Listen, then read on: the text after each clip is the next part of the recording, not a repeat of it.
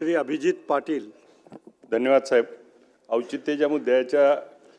माध्यमातून आपल्यापुढे मागणी करतो की सार्वजनिक जीवनामध्ये काम करत असताना महाराष्ट्रामध्ये शेतकऱ्यावरती सर्पदंश झाल्यानंतर गेल्या वर्षभरामध्ये 42,026 महाराष्ट्रामध्ये सर्पदंशाचे रुग्ण आढळले आणि त्यातील एका वृत्तपत्राने छापल्याप्रमाणे 81% लोक ही घरगुती आणि शेतकरी होती आणि त्यातला 71% आकडा हा ग्रामीण भागातील सर्पदंश झालेल्या पैकी. परंतु जी महात्मा ज्योतिबा फुले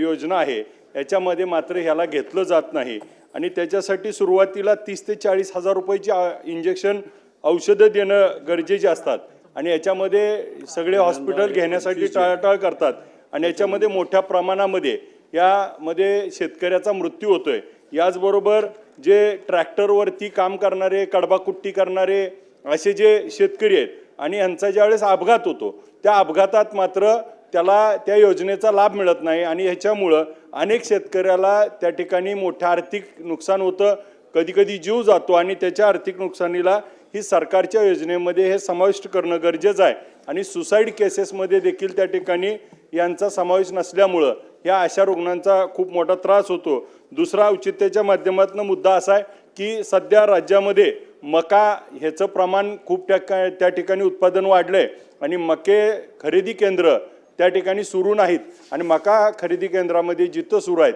तिथं हेक्टरी 23 क्विंटल मका फक्त त्या ठिकाणी घेतली जाते आणि उत्पन्न मात्र त्या ठिकाणी 40 ते 45 क्विंटल होत आहे आणि मग आज बाजारातले भाव त्या ठिकाणी 1400 ते 1500 रुपयावर आलेत आणि आपला MSP त्या ठिकाणी 2200 ते 2300 रुपये असल्यामुळं ते सर्व केंद्र चालू करून सगळी शेतकऱ्याची जेवढी असेल तेवढी मका खरेदी करणं आवश्यक आहे. ही सरकारला या निमित्तानं विनंती करतो की लवकरात लवकर सुरू करा.